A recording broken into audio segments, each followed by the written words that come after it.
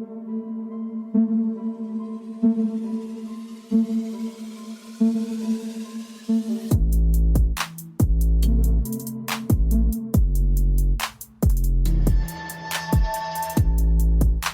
up, everyone? Welcome to the podcast. I'm your host, Isaiah Copon. It's February 6, 2023, and this is Lift and Learn episode 114. In this episode, I'll talk about if you need to do cardio in order to build more muscle. We know that cardio will build up your heart health and will help you lean out, but could it also help you build muscle? Find out later when I talk about that specifically. And in the second topic, I'll just briefly talk about mental health. This has been a growing concern, especially over the last few years, so I'll talk about why it's important to take care of your own mental health if you want to live a healthier life going forward. Before that, though, I'll talk a bit about what I've been up to lately, and that might include fitness-related topics, and it might not. If you want to follow me, your host, on Instagram, it's isaiah.copon, and you can also check out my website, isaiahcopon.com. The podcast is on Instagram at Lift and Learn Podcast, on Twitter at Lift and Learn Pod, and also on Facebook. You can just search Lift and Learn Podcast. With that being said, let's get into it. One of the biggest factors when it comes to improving your strength or the way you look physically and feel mentally is programming for progressive overload. If you want to see long-term gains when it comes to anything, more specifically health, since this is a fitness and health podcast, progressive overload should be something to apply to your own training. And this is because of how our body adapts to the stresses we place on it. Progressive overload basically just means adding gradual amounts of stress in the form of exercise in order to achieve more strength and muscle growth. You can do this by increasing weight, reps, sets, overall volume with your workouts. Of course, planning for this is crucial to continually make progress. This could be applied to any style of training or any habit that you're trying to improve in. This applies to resistance training, could also be applied to cardio, and could even be applied to things not related to health. Maybe that means a hobby you're trying to get better at. Challenge yourself to make constant progress, but slow and steady is the best way to go about it. Having a plan laid out where there's room for you to improve in some certain metric is going to give you the results you're looking for. You can't get too ahead of yourself though. You have to plan on making small changes that are big enough for you to see muscle and strength gains, while also being sure or making sure not to injure or hurt yourself on the way. So, of course, something to keep in mind is don't try to do too much all at once. This is the key, progressive overload, to making gains and advancements over the long term. It's important to implement because it'll help our bodies improve constantly over time. You gotta push yourself in order to keep improving this year. Speaking of progressive overload, speaking on my own training, this is the way I've been training for a long time, and I have my clients on similar plans where there's a goal to get stronger or improve in certain lifts and exercises. I mean, that's pretty basic stuff, but that's how it should be. Now, in terms of bench performance, right now that's a bit stalled because I am doing a hypertrophy phase where weight on the bar doesn't matter as much. I'm just trying to stress the muscles as much as possible, like a mind-to-muscle connection. But on movements like pull-ups, I'm back to doing those weighted. At the beginning of the year, January 1st, for pull-ups weighted, I was able to add 25 pounds on myself, and I only got that for, I believe, 4 reps. Now, at the start of February here, I can now do the same weight for 8 reps. So I gained about a rep per week, which is that's a solid pace.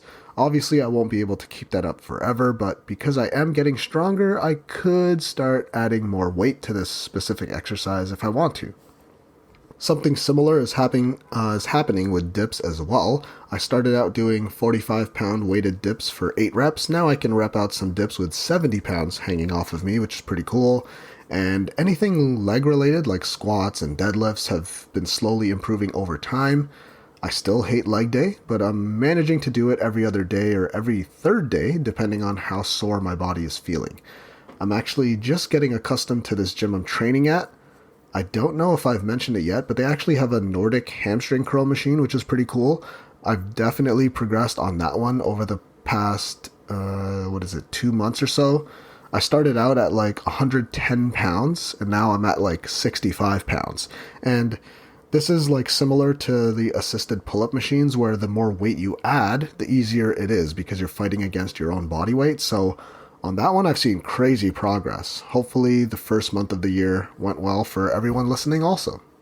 In terms of TV I've watched this week, oh, okay, wait, before that, Netflix again talked about how they're going to handle the whole password sharing fiasco when it comes to their platform. They've come up with this stupid idea of having to sign in once a month or something on your home Wi-Fi network to confirm it's you or whatever to establish that home-based connection.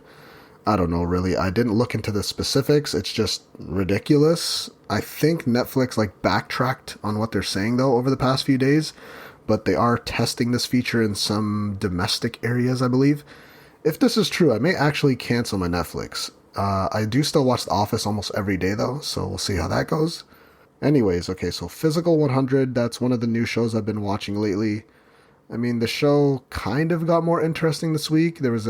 They continued on the third episode doing more of the same. They're wrestling over whoever has the ball. And then towards the end of, I think it was the fourth episode, so the final episode they released this week, they set up teams, I believe, and then they have to cross this bridge with some sand. I don't know. I didn't finish it yet. I just started that part, but I mean, I'll just keep watching it. I mean, why not? I've gotten around to watching that 70 show again because I finished up that 90 show pretty quick, which was also renewed for season 2. That show's an all-time classic for me, bringing back those childhood feels. That's also why I can't watch Ashton Kutcher in any other roles, especially when he's in a serious role, because I'll just always picture him as Kelso from that show. And Topher Grace, the main character, he's solid too. I just couldn't believe that they made him Venom in that one Spider-Man movie years ago that never made sense and still annoys me to this day. But yeah, that cast was great. Mila Kunis was on there. She's great, even though when she actually started the show, I think she was only 15 years old or something like that. She had to lie about her age to get the part, or she lied to get the part. I have no idea what the real reason is. I just remember hearing about that years ago. And her and Ashton Kutcher are actually together in real life now, so that's pretty wild how that worked out after all those years. Question 1. Is cardio necessary for building muscle? Oh, good old cardio. I always talk about how cardio is not the form of exercise you want to do if your goal is to maintain a healthy body weight, or if you want to lose weight and keep it off forever. At the same time, that doesn't mean it doesn't have any benefits. It's great for heart health, cardiovascularly, you're training that aerobic side of your energy system. It should be done alongside resistance training to really maximize the benefits of both forms of exercise. But really, can it help you build muscle? The answer might surprise you, but yes. Now, I generally prescribe this cardio to my clients in order to benefit their heart health more than anything. A secondary benefit is that it gets them moving and active. A lot of my clients right now are working from home. You might find yourself in a similar situation. I think cardio is great for that, just to get in more activity, more steps in throughout the day, but mobility is also good for that because we're sitting in that one position for an extended amount of time. Cardio, though, can actually help you build muscle. Now, doing hours of cardio on the treadmill or bike or Stairmaster at a relatively easy pace isn't going to build muscle directly, but where it shines is that you'll notice some carryover effects, such as having more endurance to get deeper into some certain sets of resistance training. Like, doing 10 reps of a deadlift can be taxing if the weight is heavy enough. You might give out cardio-wise before the muscles even tire out. This is when cardio could help. It'll build up some of that cardiovascular endurance that could help you get through those longer sets. Some of those carryover effects I talk about, cardio will help you build your overall health. This makes it a lot easier to build muscle. That way your heart and lungs allow you to work out harder and for a longer amount of time. Over time, that might mean adding volume to your workout, which should help you build muscle. Now, of course, that helps when it comes to fat loss also, which helps when we're talking about showing the work that you've been putting in. If you're leaner, if you cut down on body fat, your muscles become more visible, so it could give you the illusion that you're bigger than you are. So yeah, the cardio training could help build up your endurance, but it could also help you maintain the muscle you have as you get older, which could delay or reduce how much muscle you lose as you age, so less muscle loss over time. That's beneficial for everyone when we're talking about being healthy for the long term. Keep in mind that you have to find the right balance with cardio though. If you overdo it, you might find that it actually hinders muscle gain because your body will actually break down muscle tissue for energy. If you do find that you're doing an excessive amount of cardio and you're not gaining muscle, that may mean you need to focus more on the working out aspect, the resistance training side of things. That may mean you need to cut back on the cardio, and if possible, that might mean you just simply need to eat more so that your body just runs like a machine. Cardio can also be a good form of active recovery. So if you're sore, maybe your legs are sore, you have some DOMS, hopping on the treadmill or the Stairmaster could help speed up and actually aid the recovery process. Again, as long as you're not overdoing it.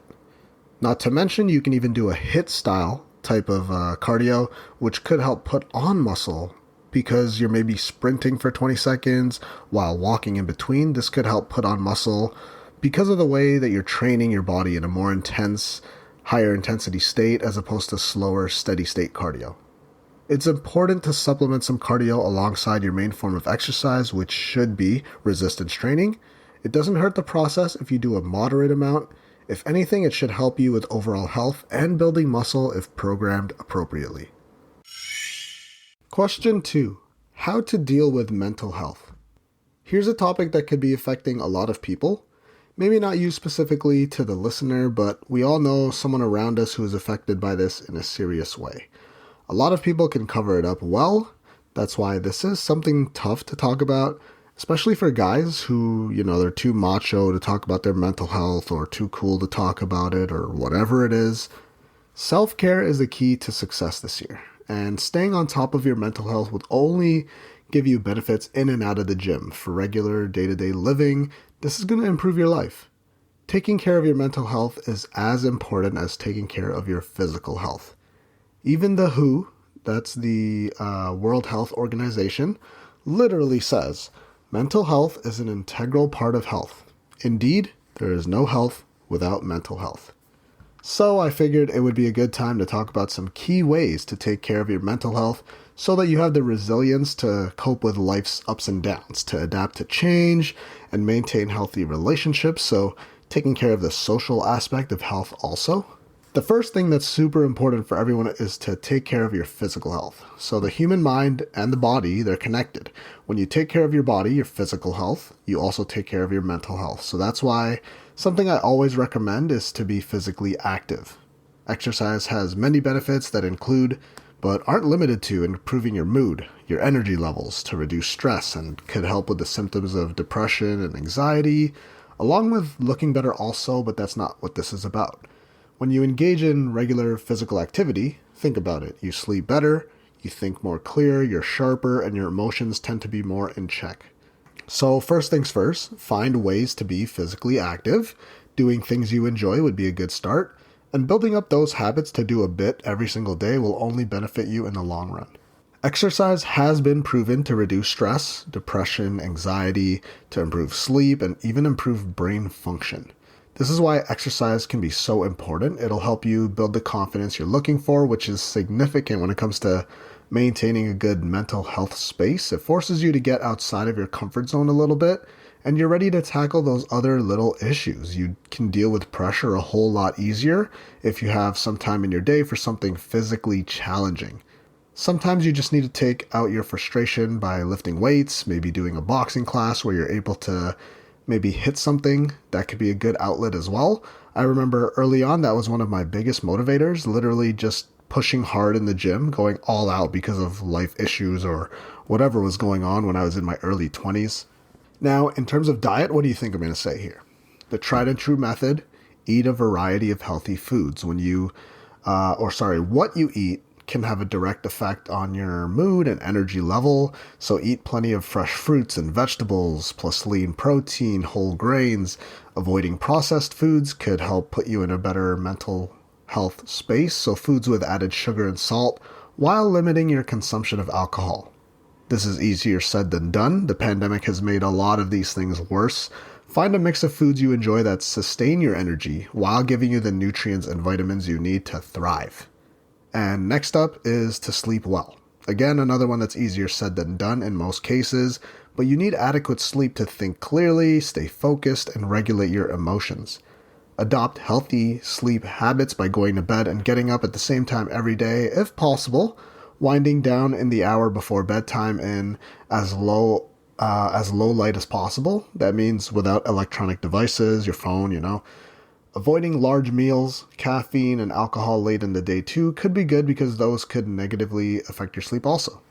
In terms of mental health, it's a constant struggle at times. There's going to be days where you just can't function as well as you'd like, but something to remember is that you have to accept yourself. The next few reasons here don't have anything to do with diet and exercise, but can be so important when it comes to tackling this issue or health concern. Everybody's different and no one is perfect. Accept yourself for who you are. You should realize that you're a unique person and you should be taking pride of those unique strengths and quirks you have.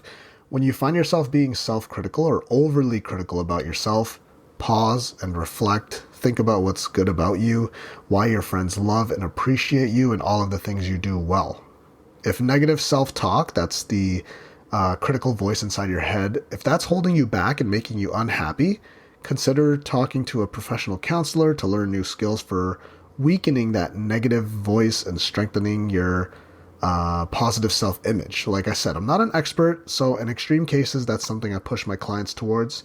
Some other lifestyle considerations I got written down here are to strengthen social connections. So that means your friends and family, the people you spend time with and talk to, those are key elements in regards to your mental health. So make time for the people you care about, especially if you have people around you that will actually listen to you when it comes to discussing your emotions and the thoughts that are going on in your head.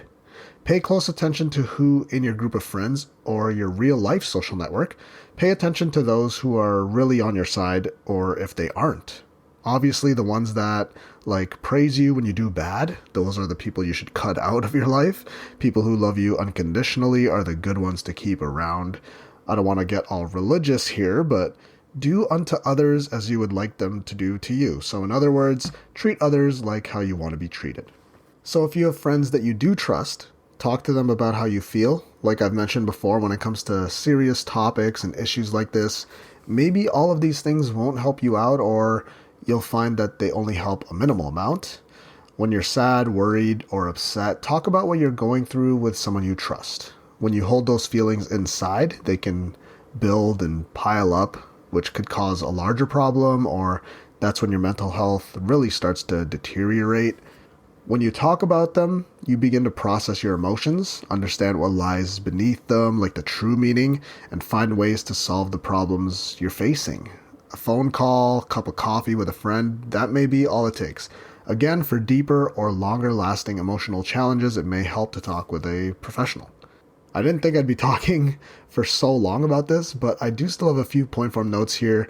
Next one I have here just says, calm yourself. So when you're dealing with a stressful situation or feel your body growing tense, take a time out to just calm down. It's a good idea for everyone to learn about stress reducing techniques like deep breathing, muscle relaxation, and mindfulness, and use the ones that work for you to relax your body and your mind. Physical activity, healthy sleep habits, and time with friends can all help to reduce your stress. In terms of calming yourself, a practice I do is just some deep belly breathing that activates your parasympathetic nervous system, so it helps you calm down. This is what I do when I'm about to go to sleep, and it works like a charm. In through the nose, out through the nose. Next, practice healthy thinking. I think I've generally touched on this already, but practicing adopting positive habits of thought could help. Practicing gratitude is one way to do this. Take time every day to think about what you're grateful for and write it down. Journaling is something that some of my clients have recently gone into. Positive reframing is another thing. So when you have a negative reaction to something, step back and reconsider things in a positive light. You're looking for the opportunity in the situation or the good in another person or yourself. Okay, last few points here when it comes to improving your mental health. It's a good idea to try to do something that absorbs your mind. So if there's an activity you enjoy or a skill you'd like to learn, make time for it. Focus on something that grabs your full attention. I don't mean watching Netflix and TV all day. That could exacerbate the issue. That might mean making something, playing music, singing, writing, cooking, gardening. For me, reading is one that helps me stay focused on that and nothing else. That also brings up another habit I pair with reading, and that's actually breathing more properly. So while I read, I remind myself to breathe deep using my stomach, belly breathing in and out of the nose, just talked about that one. It has that calming effect naturally. It might be restoring an old car, making improvements to your home if you're handy like that. I'm absolutely not. Or maybe that means playing a sport. The best activity is one that you can just get lost in, that brings you into a state like a flow state where you're fully engaged and you forget about worries, outside thoughts, negative thoughts. For me and for a lot of people, that's exercise, and working out in the gym, that's that moment.